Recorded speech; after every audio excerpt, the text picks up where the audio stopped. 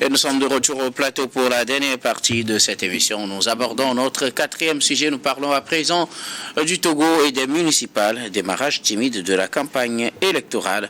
La campagne électorale pour le compte des élections municipales est ouverte au Togo à partir de ce 1er juillet et ce jusqu'au 15 juillet pour le compte de ces élections qui auront lieu le 17 juillet 2025. La campagne a déjà démarré. Nous sommes au soir du deuxième jour, mais pour le moment, on pourrait dire, on verra tout à l'heure les réactions de nos invités avant de confirmer si c'est un démarrage timide ou pas. Chers invités, vous le savez, pour le quatrième sujet, la parole est à qui veut la prendre en premier pour ses observations. Pasteur Edo, vous revenez tout fraîchement du terrain, vous voulez prendre la parole en premier. Alors, avant de commencer ce sujet, permettez que je m'incline devant la mémoire de tous les citoyens qui sont tombés ces derniers jours d'une manière ou d'une autre par rapport à ces manifestations qui ont été sanglantes. On a vu beaucoup de choses, on a vu des images. De toute façon, nous, en tant qu'organisation des droits de l'homme, nous étions sur le terrain, nous avons déployé nos éléments sur le terrain. Nous avons vu des choses inimaginables, des répressions, des bastonnades, ce qui, du coup, nous relègue, je sais pas, à des années, je sais pas, hein. C'est vraiment difficile à supporter. Donc, je m'incline dans la mémoire de tous ces constituants et je souhaite par la même occasion prendre guérison aux blessés et tous ceux qui ont été affectés par ces comportements d'une autre époque que nous avons auxquels nous avons assisté ces derniers jours. Et donc dire que nous devons apprendre à vivre tous ensemble comme des frères, sinon nous allons mourir tous comme des idiots. Martin Luther King a dit, nous devons apprendre à vivre ensemble comme des frères, sinon nous allons mourir tous ensemble comme des idiots. Bon, c'est son discours du 31 mars 1968, donc à 4 jours de sa mort. Oui, pasteur, revenons maintenant au sujet. La campagne ne pouvait que démarrer timidement, ou pas du tout.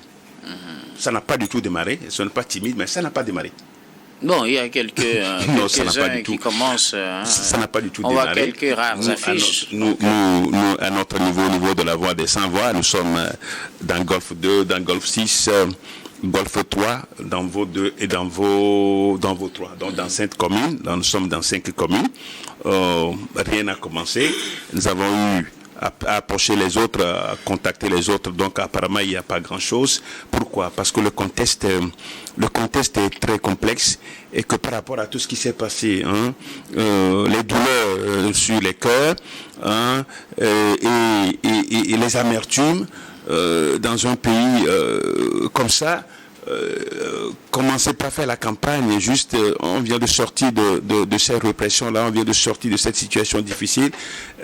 Commencer la campagne serait une manière d'insulter la mémoire des Togolais. C'est de ne pas être solidaire avec tout ce qui se passe. Donc nous exprimons notre attachement à ces gens-là, à ces Togolais qui sont levés pour réclamer la justice sociale, pour réclamer l'égalité, pour réclamer quand même la transparence, pour réclamer le partage de la richesse nationale. Je crois que c'est de ça il s'agit. Donc la campagne, à tous les niveaux, chacun, peut-être la plupart se muent dans des activités de pré-campagne. Il n'y a pas de mouvement de masse. Vous savez que même il y a eu des partis politiques et même des organisations qui ont demandé le report eu égard à ce que nous avons suivi, ces plaies qui sont restées, qui sont encore récentes, qui sont encore là. Donc, est-ce qu'il faille qu'on aille aux élections, quel que soit l'agenda constitutionnel, l'agenda d'État qu'on l'on veut brandir pour aller à ces élections. Le bon sens et la conscience humaine nous en impose cela, qu'on soit plus humain par rapport à ce genre de situation. Donc, ce qui fait que la campagne, moi je le disais tout à l'heure, n'a même pas encore démarré. Même quand vous prenez ceux qui sont au parti au pouvoir, il n'y a pas de l'animation. C'est vrai que c'est les premiers jours, comme souvent, mais est-ce que le comté s'y prête pour aller à ces élections? C'est la question que nous sommes en train de nous poser. Bon, donc, voilà ce que je peux dire. Je peux dire pour le moment par rapport à ça, il n'y a pas d'engouement pour ces élections, oui, compte tenu de ce qui s'est passé ces derniers jours. Merci beaucoup. À vous, pasteur Edo, vos observations. Je ne sais pas qui veut aller à la suite du pasteur. Je pense quand même qu'il n'y a pas encore eu d'engouement, il n'y a pas eu encore un bon démarrage de la campagne, parce que vous savez, non seulement qu'il y a eu des manifestations dans le pays, mais les raisons qui sous-tendent ces manifestations sont dans le cœur de tous les Togolais. Tout le monde sait aujourd'hui que voilà, ça ne décolle pas bien, tant sur le plan économique, sanitaire et beaucoup d'autres choses, et que les Togolais n'ont pas... Ceux qui ne sont pas sortis pour manifester sont plus nombreux que ceux qui sont sortis. Ceux qui ne sont pas sortis, soit c'est par la peur, soit c'est par d'autres raisons, peut-être des raisons purement professionnelles, religieuses ou toute autre chose. Mais le Togolais a sur le cœur quelque chose qu'il n'arrive pas à dire et que personne n'est prêt à l'écouter. Si un parti politique nie ce que j'ai dit aujourd'hui, je pense quand même qu'il vaudrait mieux qu'il ferme ses portes. Parce que quand on est dans un pays et que ça ne marche pas, il faudrait que nous ayons le courage de lui dire et qu'on trouve un créneau pour nous asseoir et en discuter. Parce que vous savez, la difficulté, elle est humaine. Quand dans un pays, les gouvernants et les gouvernés ressentent un problème, qu'il y a un problème, il y a quelque chose qui ne marche pas dans le pays, la voie la plus indiquée, c'est de nous asseoir et d'en parler. Et ça, cela reviendrait à l'actif de ceux qui nous dirigent. Parce que c'est nous qui sommes là, eux aussi, ils ont leur légitimité. Voilà, il y a un problème au Togo que personne ne veut dire, soit par peur d'être arrêté, ou jeté en prison, ou enlevé. Tout ça là, il faut qu'on arrive à trouver un créneau pour nous asseoir et parler. Vous allez voir que s'il n'y avait pas tout ça, et que le Togolais avait le cœur libre, hier et aujourd'hui, ça doit être la fête. Puisque au fait, les élections, c'est la fête. C'est une fête. Parce que, au fait, les élections ne sont pas des coups de poing, c'est des échanges d'idées. Tout le monde vient avec son projet de société et il cherche à arriver les gens derrière son projet de société pour que, voilà, le jour de vote, on puisse alors lui donner beaucoup de suffrages. Mais là, actuellement, que ce soit le parti au pouvoir, prenons-les individuellement. Ce n'est pas tout le monde qui arrive à joindre les deux bouts. De même que pour les partis d'opposition, pour les indépendants, nous sommes tous des Togolais. Qui va nier aujourd'hui ce en quoi nous sommes en train de traverser? Tout le monde le sait. Que ce soit l'artisan, le commerçant, le travailleur, même les ministres. Combien de personnes ils reçoivent en audience et qui viennent juste pour des demandes d'aide? Voilà. Donc, pour moi, ce n'est pas une histoire de, voilà, quelqu'un n'est pas avec le pouvoir, quelqu'un avec lui. Non, quand on aime une personne et que ça ne va pas, on lui dit, oh papa, ça ne va pas. Et à papa de croire et de savoir ou de chercher à savoir. Et l'enfant qui a fait un cri toujours. Alors, je pense que c'est tout cela qui explique le manque. Voilà. La timidité. La timidité de la campagne. Et souffrez que peut-être que ça va terminer comme ça. Ça va terminer. Parce que les gens doutent d'une chose. Bon, si on finit les élections, est-ce que nous serons dans les mêmes conditions ou ça va changer? Maintenant, il y a une seule personne qui est notre Dieu aujourd'hui, que Dieu me pardonne. C'est celui qui a nos vies.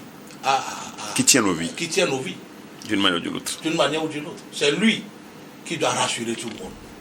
Ah oui, c'est lui qui doit rassurer tout le monde. Je vous ai écouté, je connais vos doléances, je vais travailler dessus.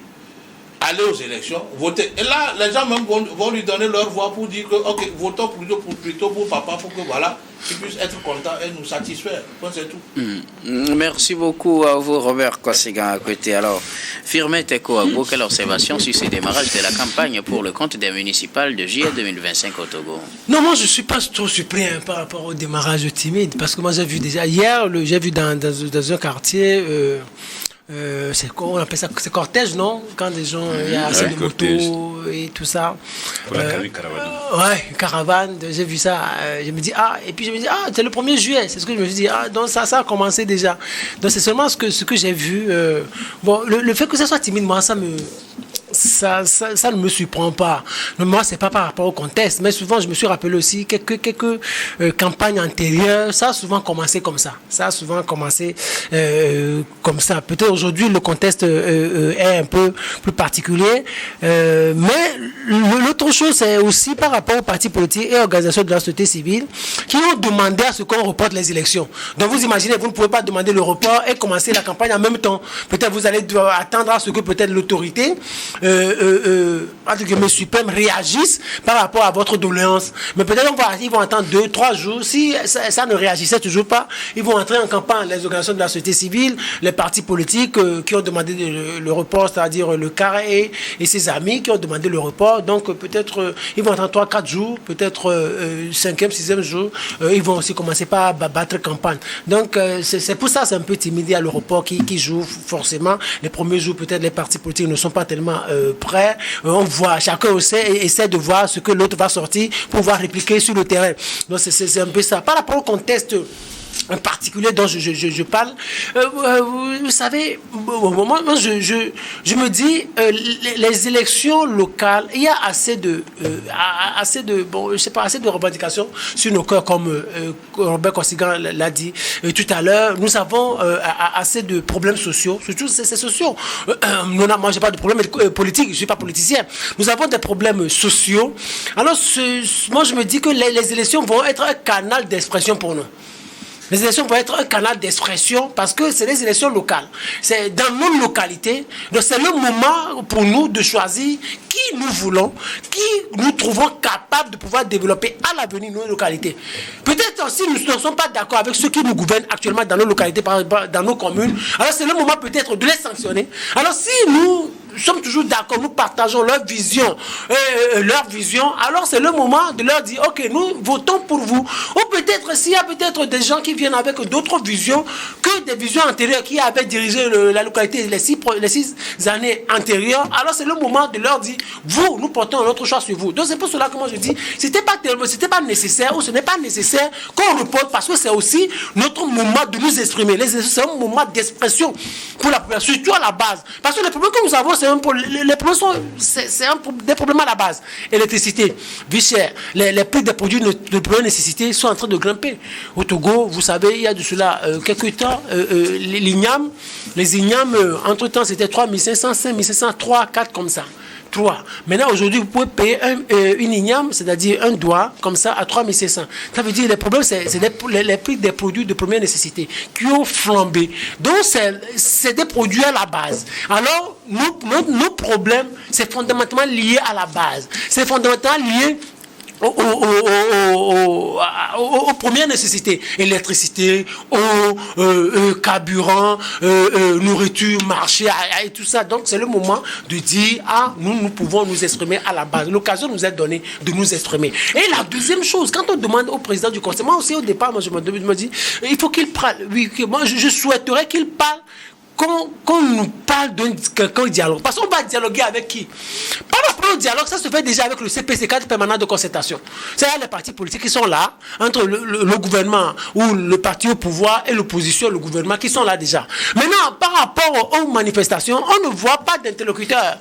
Quel est l'interlocuteur avec qui on peut s'asseoir? Alors c'est pour cela, moi je dis, le président de la République, il sait que les Togolais se sont exprimés à travers les manifestations. Le fait que les gens descendent dans la rue de façon même c'est illégal, il sait que c'est parce que ceux-là, ils ont quelque chose sur le cœur. Alors c'est le moment pour lui, moi, de dire, de monter à l'antenne, de monter devant les caméras et de dire, je sais que peut-être vous êtes exprimé illégalement, mais peut-être vos revendications sont légitimes. Voilà les grandes orientations que j'ai pour vous, pour les futurs jours, les futurs mois, les futures années. Alors moi, je préférerais qu'il s'exprime beaucoup plus devant les caméras. Et puis la troisième chose, C'est par rapport aux manifestations illégales. Moi, c'est sur ce point que moi, je voudrais que l'État mette assez de moyens dans la sensibilisation en ce qui concerne le respect des valeurs citoyennes.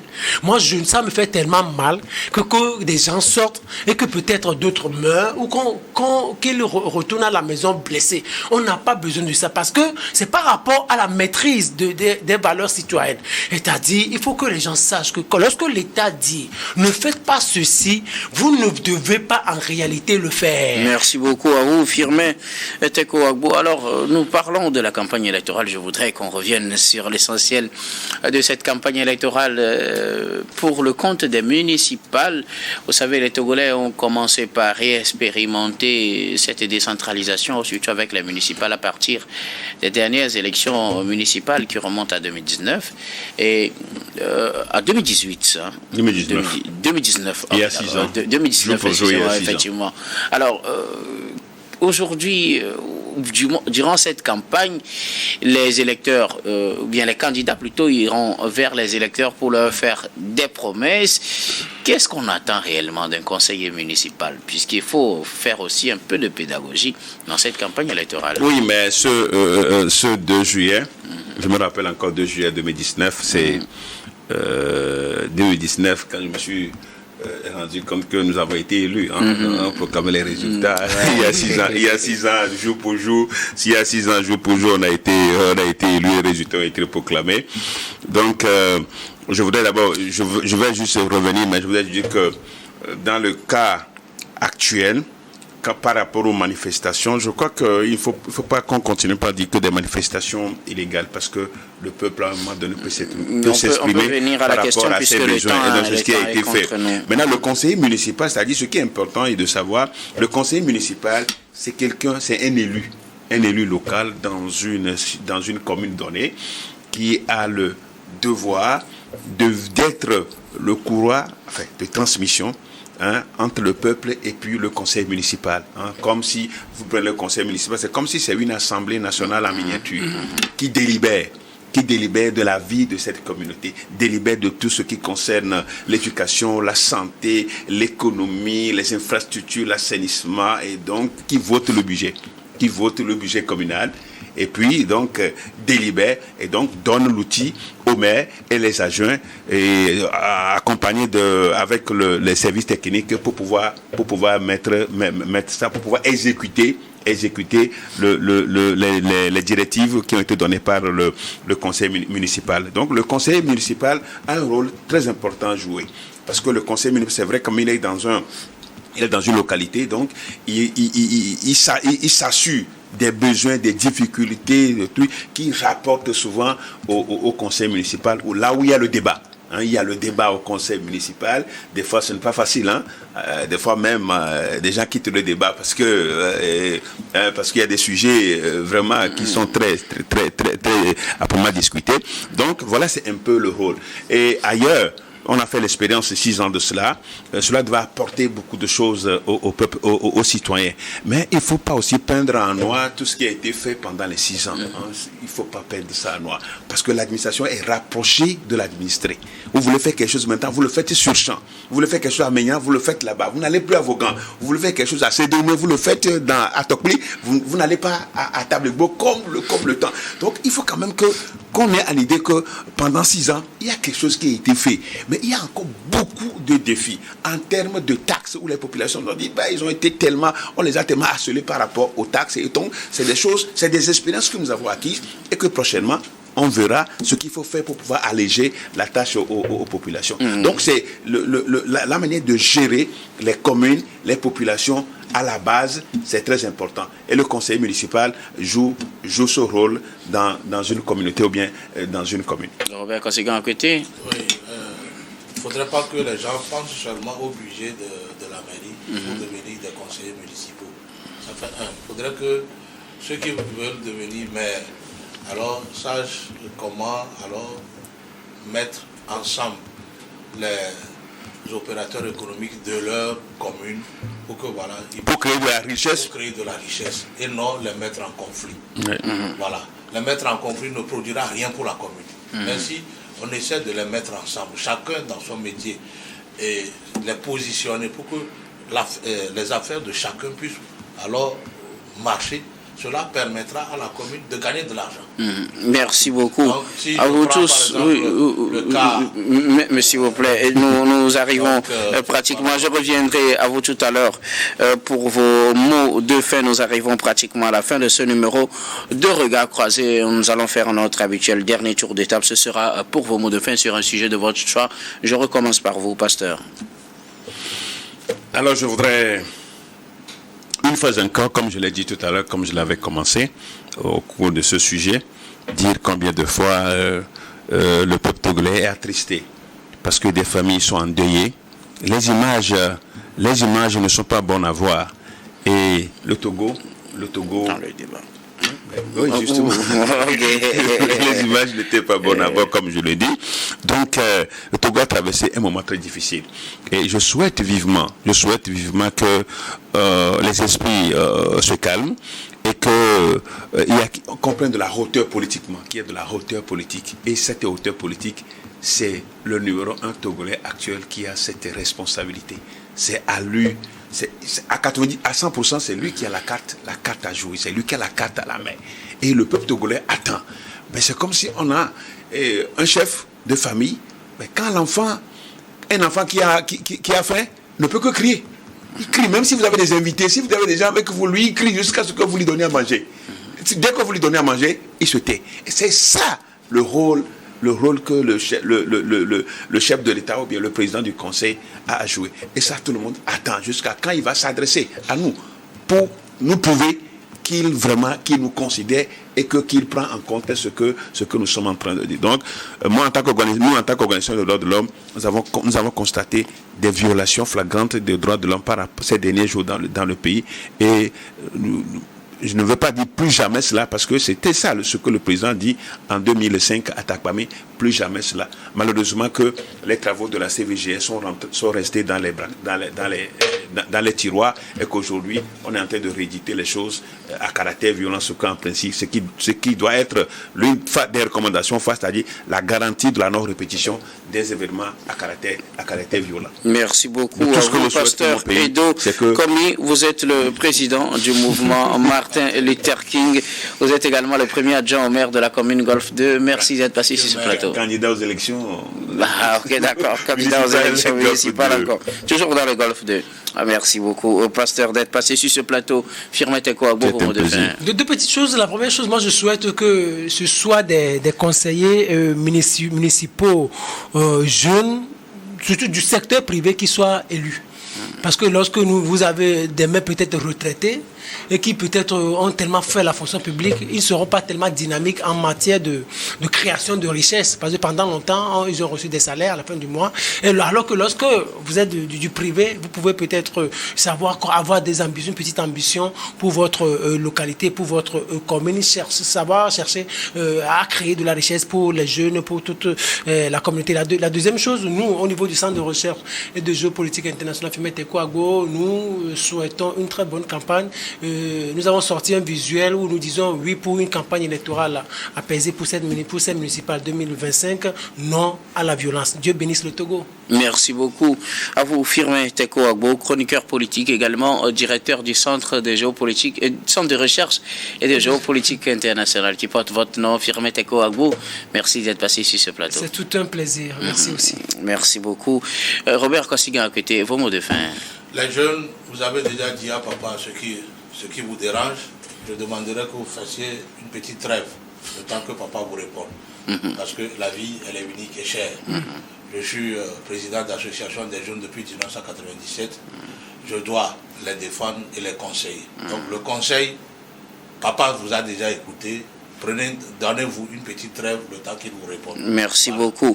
À vous, Robert Kossigan. Il y a une solution entre l'hôtel et la morgue d'Enfoin. C'est très important. Je prie pour que le maire Kouibidé soit réélu. Mais s'il vous plaît, on n'est pas... Merci beaucoup. Merci beaucoup à vous, Robert. Merci. Déjà dit, c'est bon. Nous sommes à la fin de ce numéro de Regard Croisé. Merci Robert Kossiga, qui était analyste politique et président de l'AJD Alliance Jeunesse Développement. Merci d'être passé sur ce plateau.